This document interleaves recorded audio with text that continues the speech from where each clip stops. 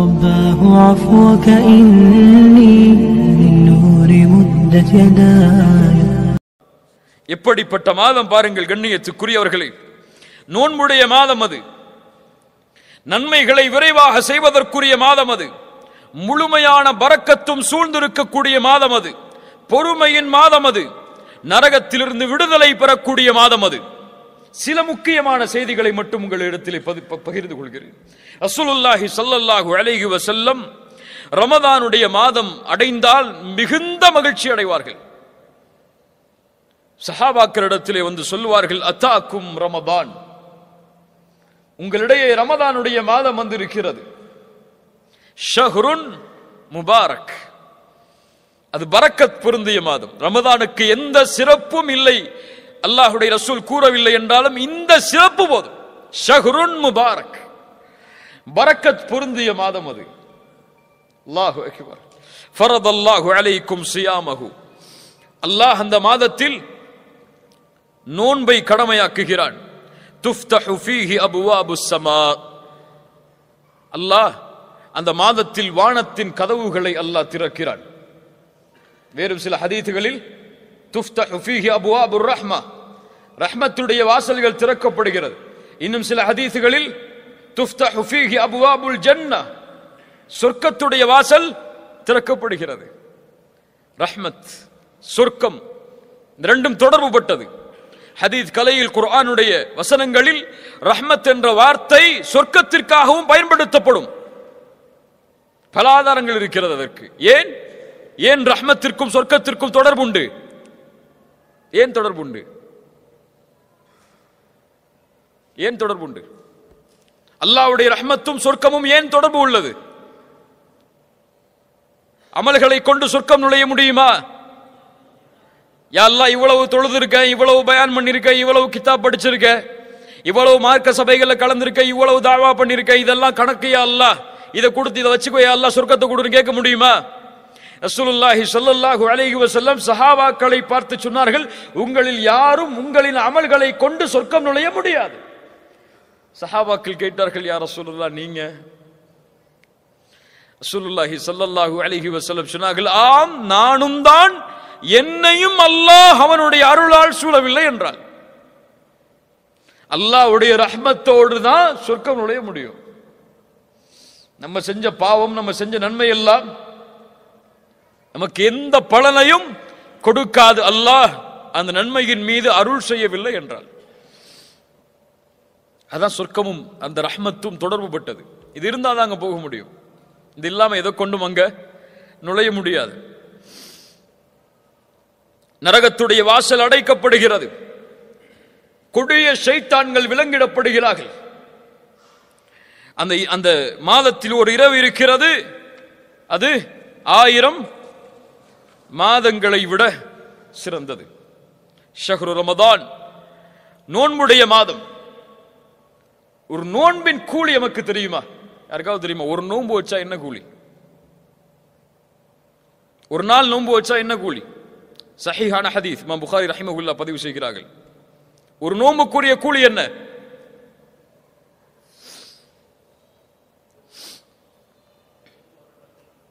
மன் ஸாம யௌமன் ஃபீ ஸபீலில்லாஹ் பஅதல்லாஹு வஜ்ஹஹு அனின் நாரி 70 கரீஃபா. அல்லாஹு அக்பர்.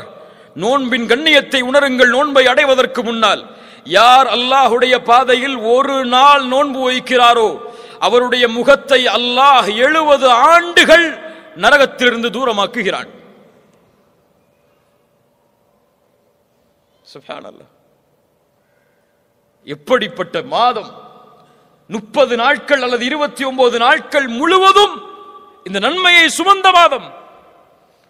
மன் ஸாம ரமதான ஈமானன் வஹ்திசாபன் குஃபிர லஹு மா தகத்தம மின் தம்பிஹ். யார் ரமதானுடைய மாதத்தில் ஈமானோடும் நன்மை எதிர்பார்த்தும் நோன்பை வைக்கிறாரோ அவர் முன் செய்த பாவங்களை அல்லாஹ் மன்னிக்கிறான். பெரிய பாவங்களையா சிறிய பாவங்களையா? பெரிய பாவங்கள் மன்னிக்கப்படுமா? இயற்கையாகவே ரமதான் நோன்பு வைத்தால் பெரிய பாவங்களை மன்னிக்கக்கூடிய 3 நன்மைகள் எது தெரியுமா? இருக்காது. அது ஏற்பட்டால் பெரிய பாவங்கள் மன்னிக்கப்படும். தெரியுமா யாருக்காவது? ஷஹாதா லா இலாஹ இல்லல்லாஹ்வை கூறி நுழைந்தால் ஒருவர் இஸ்லாமில், அவர் முன் செய்த பாவங்கள் எல்லாம் மன்னிக்கப்படும். இரண்டாவது ஹஜ். அல்லாஹ் அதற்கு அருள் செய்யட்டும். ஹஜ். மூன்றாவது, தெரிந்த அறிஞர்களிடத்தில் கேட்டு தெரிந்து கொள்ளுங்கள். எல்லாத்தையும் நம்மளே சொன்னா நம்ம இப்ப படிக்க போறோம். படிச்சு பாருங்க. சுப்ஹானல்லாஹ். கண்ணியத்துக்குரியவர்களே, அல்லாஹ்வுடைய தூதர் ஸல்லல்லாஹு அலைஹி வஸல்லம் சொன்னார்கள், இந்த ரமதானுடைய மாதம் துவங்கினால் அழைக்கப்படும் யா பாகியல் கைரி அக்பில் வ யா பாகிய ஷர்ரி அக்ஸிர். நன்மையில் விரைபவரே முன்னேறு, தீமையை செய்பவரை குறைத்துக்கொள். இது அதற்குரிய மாதம் அல்ல. குறைத்துக்கொள். வலில்லாஹி உத்தகாஉ மினன் நார். நல்ல கவனிங்க. வலில்லாஹி உத்தகாஉ மினன் நார் வதாலிக ஃபீ குல்லி லைலா. அல்லாஹு அக்பர். என்ன நற்செய்தி! இந்த ரமதானுடைய மாதத்தில் ஒவ்வொரு இரவும் நரகத்திலிருந்து அல்லாஹ் மனிதர்களை விடுதலை செய்கிறான். எந்த இரவெல்லாம்? கடைசி 10 இரவு மட்டுமல்ல, 23, 25, 27, 29 ஒற்றைப்படை இரவுகள் மட்டுமல்ல, ரமதானுடைய ஒவ்வொரு இரவிலும் நரகத்திலிருந்து அல்லாஹ் மனிதர்களை விடுதலை செய்கிறான். கண்ணியத்துக்குரியவர்களே, இப்படி கண்ணியத்தோடு எதிர்பார்க்கப்பட வேண்டிய மாதம், எம் வாழ்வை அல்லாஹ் அதுவரை நீட்டிக் கொடுக்க வேண்டும் என்பதை எண்ணத்தோடு வாழ வேண்டிய நாம், அது வா வரும் அது வா போகுங்கிற எண்ணத்தில் உட்கார்ந்துருக்கோம். ரமதான் வருதுன்னு சொல்லி யாருக்காவது மகிழ்ச்சி இருக்கா? கொஞ்சம் உள்ளத்தை தொட்டு சொல்லுங்க. ரமதான் வருதுன்னு ரொம்ப சந்தோஷமா இருக்கு எனக்கு. எதுல சந்தோஷப்படுவோம்?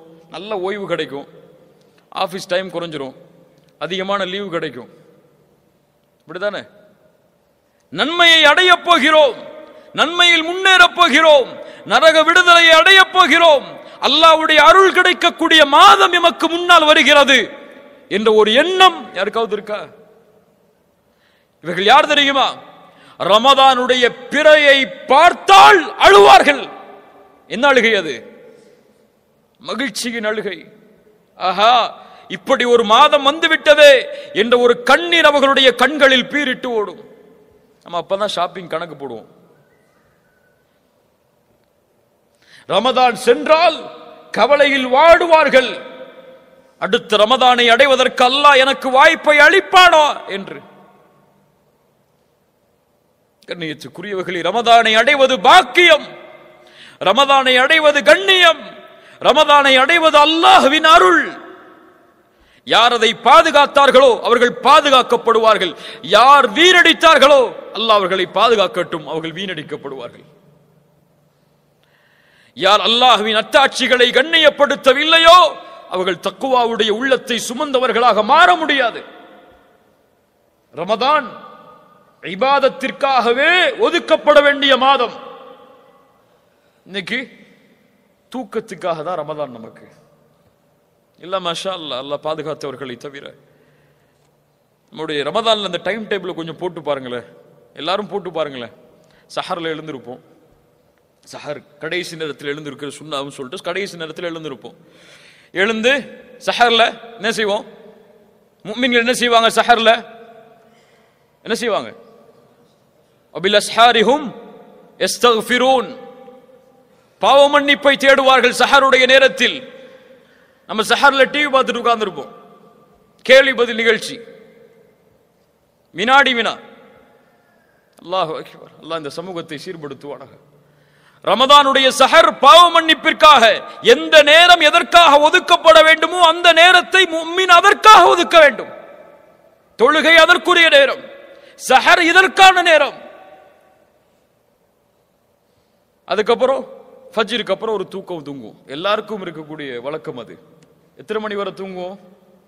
ஆபீஸ் இருந்தா அந்த நேரத்துக்கு ஒரு 10 நிமிஷத்துக்கு முன்னாடி வரைக்கும். இல்லைன்னு சொன்னா லுகர் வக்த் வரைக்கும் தூங்குறவங்க இருக்கிறாங்க.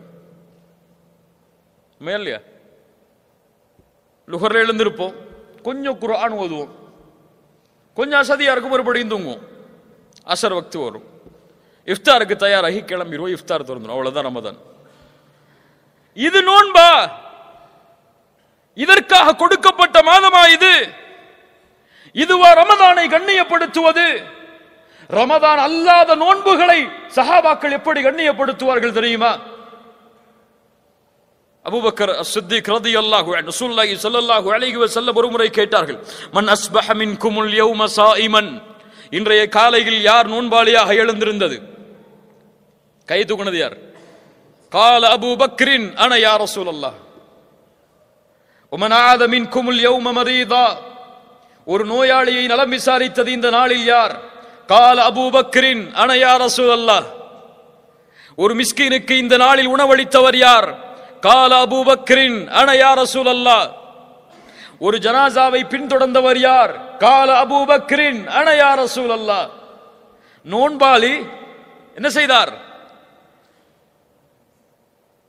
ஒரு ஏழைக்கு உணவளித்தார். நோன்பாளி நோயாளியை நலம் விசாரித்தார். நோன்பாளி ஜனாசாவை பின்தொடர்ந்தார். சொர்க்கத்தில் நுழையக்கூடிய எல்லா அமல்களையும் ஒன்று சேர்த்து வைத்திருக்கிறாய். இது நோன்பை, ஒரு நஃபிலான நோன்பை சஹாபாக்கள் கழித்த முறை. நமக்கு நோன்பு வந்தா குர்ஆன் ஓதுறது, தூங்குறது, தொழுகிறது, இதை தவிர இபாதத்தே கிடையாது. அதுவும் கொஞ்சம் கொஞ்சம் கொஞ்சம் கொஞ்சம். தராவீஹ், கியாமுல் லைல், எந்த பள்ளியில அரை மணி நேரமோ அந்த பள்ளிக்கு தான் நம்முடைய கார் பயணிக்கும். ஒரு மணி நேரம் இமாம் தொழு வச்சா அந்த இமாமை விமர்சிச்சே நமக்கு அரை மணி நேரம் போயிடும் ரமதான்ல. இல்ல மாஷா அல்லாஹ், அல்லாஹ் பாதுகாத்தவர்களை தவிர. கண்ணியத்துக்குரியவர்களே, இந்த ரமதானுடைய மாதம் நன்மைகளின் மாதம். எந்த எந்த நன்மைகளை எல்லாம் செய்ய வேண்டும் என்று நினைக்கிறோமோ அதை ரமதானுடைய மாதத்தில் செய்தால் அல்லாஹ் அதில் அபிவிருத்திகளை ஏற்படுத்துவான். ஒரு ஏழைக்கு நீங்கள் செலவழிக்கிறீர்களா அந்த மாதத்தில், அல்லாஹ் அதனுடைய கூலியை பன்மடங்காக்கி கொடுப்பான். ஏன்? ரமதானுடைய கூலியை அல்லாஹ் தன்னிடத்திலே வைத்திருக்கிறான் தெரியுமா? எல்லா அமலுக்குரிய கூலியும் முடிவு செய்யப்பட்டது, ஆனால் ரமதானுடைய கூலி முடிவு செய்யப்படாதது. ஏன்? ஹுவலி அனாஜிபி, அது என்னுடையது, நான் அதற்கு கூலி கொடுப்பேன். சில அறிஞர்கள் இந்த ஹதீஸுக்கு விளக்கம் சொல்லும் பொழுது ஒரு முக்கியமான விளக்கத்தை பதிவு செய்கிறார்கள். நாளை மறுமை என்ற ஒரு நாள் வரும். அந்த நாளில் அல்லாஹ்வுடைய ரஹ்மத் வெளிப்பட்டால் மட்டுமே பாவம் செய்த எல்லோரும் மன்னிக்கப்பட்டு சொர்க்கம் நுழைய முடியும். ஒன்னு நினைச்சுக்கோங்க, மனசுல ஆழமா பதிய வச்சுக்கோங்க.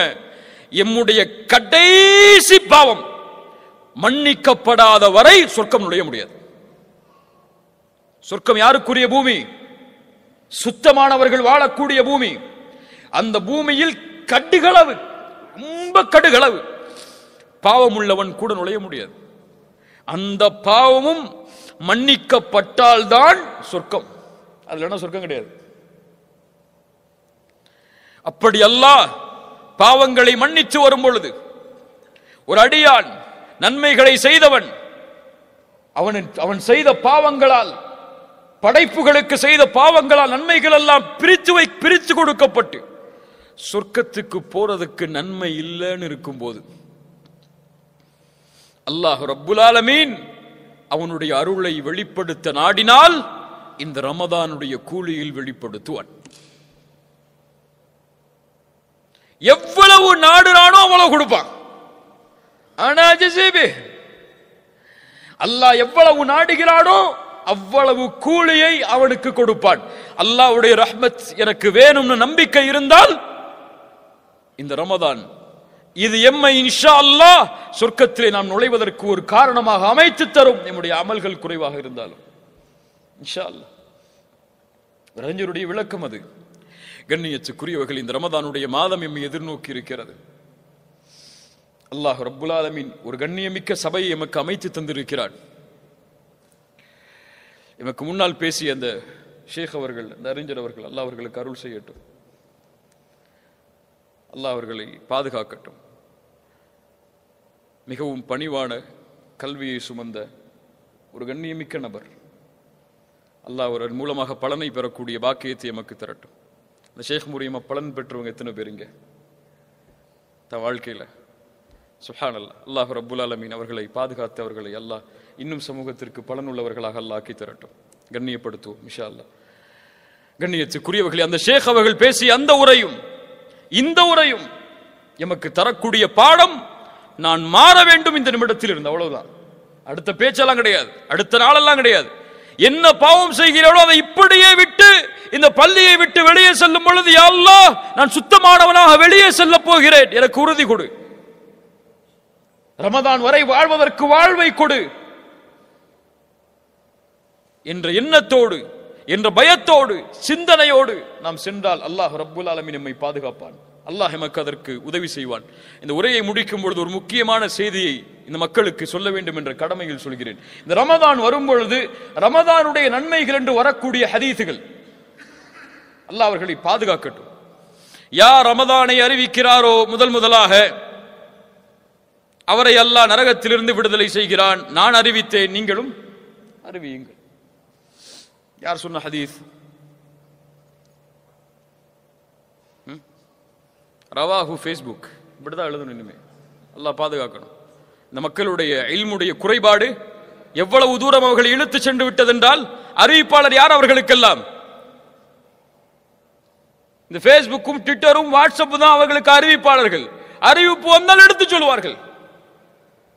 எத்துணை இட்டு கட்டப்பட்ட ஹதீசுகள் எம்மிடத்தில் இருக்கிறது தெரியுமா? ரமதானுடைய முதல் 10 எதற்காக? அல்லாஹ்வுடைய அருளுக்காக. இரண்டாவது 10 எதற்காக? பாவ மன்னிப்பிற்காக. மூன்றாவது 10 நரக விடுதலைக்காக. யார் சொன்னது? இது மௌது, இட்டு கட்டப்பட்ட ஹதீஸ். இது இப்படி பல ஹதீசுகள். ரமதான் என்று சொல்லாதீர்கள், ஷஹ்ரு ரமதான் என்று சொல்லுங்க. தஈஃபான ஹதீஸ். அது பலகீனத்திலும் பலகீனமான ஹதீஸ். இப்படி இல்முடைய குறைபாடு இடத்திலே இருக்கும் காரணத்தால் சர்வ சாதாரணமாக அல்லாஹ்வுடைய தூதருடைய வார்த்தைகளால் பொய்யான செய்திகள் இந்த ரமதானுக்கு இடத்திலே பரப்பப்படுகிறது. ஒரு செய்தியை கேள்விப்பட்டால் தெரிந்தவர்களிடத்தில் முதலில் சென்று இது சஹீஹா தஈஃபா, இதை மக்களுக்கு எடுத்துச் சொல்லலாமா என்ற உறுதியை தேடிக்கொள்ளுங்கள். அல்லாஹ் ரப்புல் ஆலமீன் நமக்கு தெளிவை தரட்டும். அல்லாஹ் நாம் பேசிய விஷயங்களை நம்முடைய வாழ்க்கையில் செயல்படுத்துவதற்கு அல்லாஹ் ரப்புல் ஆலமீன் அருளை தருவானாக.